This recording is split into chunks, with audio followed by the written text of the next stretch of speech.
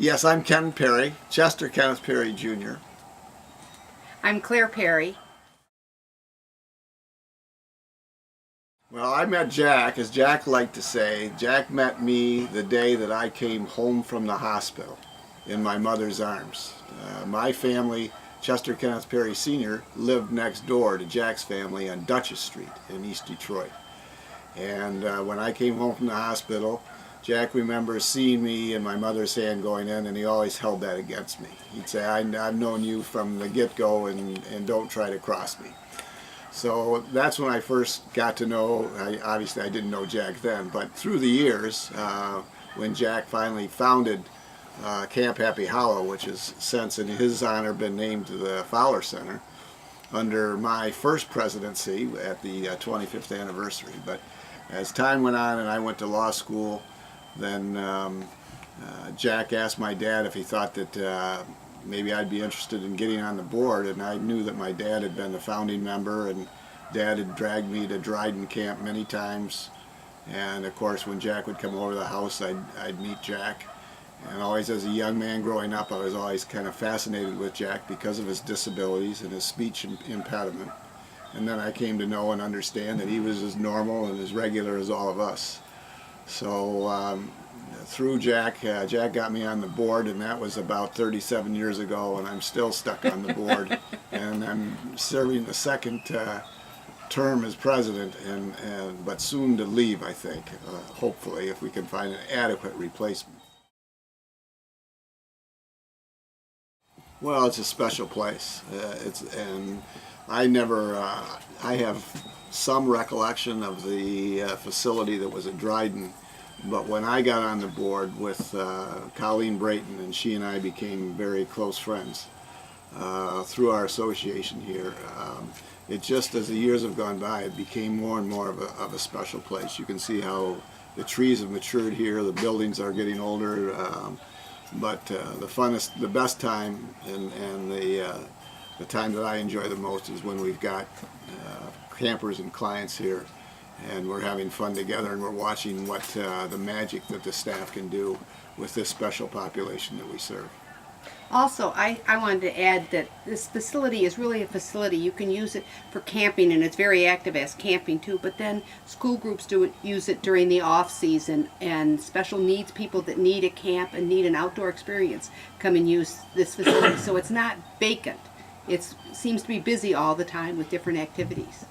I think one of my favorite places is the Outback place, where the campers live on platform tents and do their own cooking down there over a fire, and they don't have plumbing facilities. They use an outhouse, and that's real camping down there. And it's always been fun to go down there in the middle of the summer and watch those campers that are down there really doing it the right way.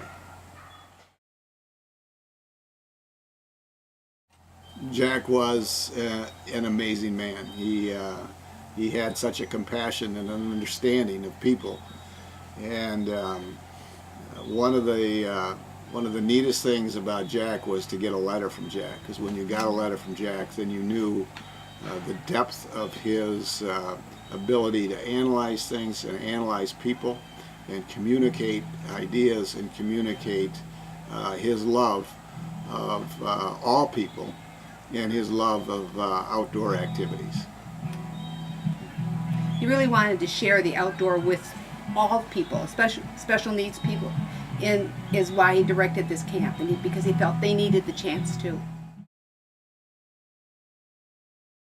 Well, I got a couple funny stories. As Jack got older, he loved to drive. Jack always wanted to be as independent as everyone else, and one of the most important things for him was to drive. And I remember when he was finally driving at a time, because of his age, that he probably shouldn't have been. And I remember him running into the parking barrier at his apartment, and the whole front end of the car was smashed in. Betty called me to tell me about it. And I went over and I looked at it. The car was not drivable. I went in and talked to Jack about it. I said, Jack, it's really time that you stop driving. He said, no. He said, I'm going to go out there and get in there. I'm going to go to the store. He was serious. He thought he could do that. The other, Jack would like to come and talk with my dad periodically as he was growing up, as he was going through college, and when he got out of college. And I remember one time, and my dad was also Jack's dentist, and I remember one time Jack came into the house kind of with a swagger after he just graduated from college, smoking a pipe. And I remember my father lighting into him so hard and telling him, Jack, you cannot smoke a pipe. It's not good for you. You're going to get cancer. And just really going after him. And he was so embarrassed by that anytime Jack would get against me and I'd have to put him back in place, I'd say, Jack, I'm going to give you the same lecture my dad gave you when you were smoking that pipe right out of college. And he'd laugh and then back off. But Jack and I had a great friendship for more than 50 years. And he was just truly a wonderful, kind-hearted man that had an amazing understanding of people and how special all people are. Probably the Fowler Center, probably keeping this place going, that evidences the fact that we have people in our society that deserve as much opportunity as everyone else has. And that's what our focus is. And I think that's, if we can keep this legacy going, then we've really accomplished a great deal. You better believe it. Yes, we can. You better believe it.